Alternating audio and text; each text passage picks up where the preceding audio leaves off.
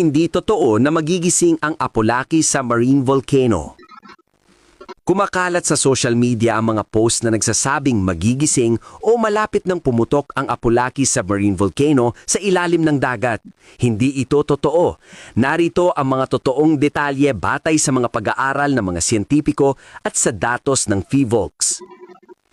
Ano ang Apolaki submarine volcano? Ang Apolaki ay isang napakalaking underwater caldera o bulkan sa ilalim ng dagat na bumagsak ang gitna matapos ang isang napakalakas na pagsabog milyong-milyong taon na ang nakalilipas. May lapad itong humigit kumulang 150 kilometro at ito ang pinakamalaking kaldera sa buong mundo na natuklasan sa ilalim ng dagat. Matatagpuan ito sa Philippine Rise o Benham Rise sa silangang bahagi ng Luzon sa malalim na bahagi ng Pacific Ocean. Aktibo pa ba ito?